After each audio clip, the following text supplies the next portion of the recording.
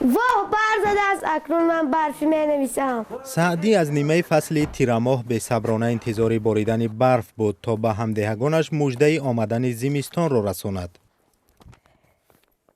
ذره ذره برف می بارد سفید، یک ضیافت از شما داریم امید. صندلی را سازد از علو، شیر برنج و منتو و آشی پلو.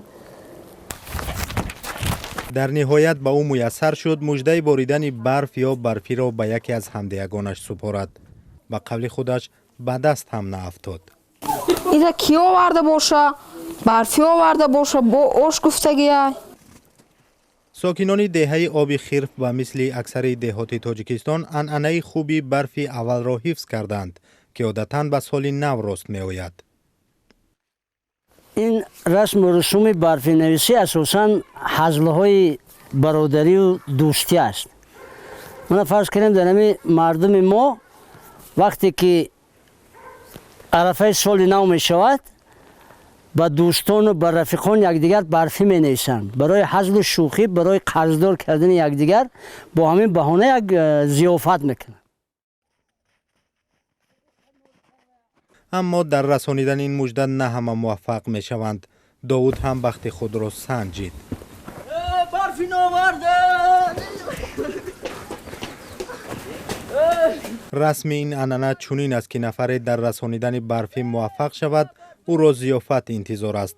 در عکس حال برف و جزا، یعنی یا گوشت میخوری یا مشت. چیزی که خودش تشکیل کرده است و به گردن خودش بر میشد.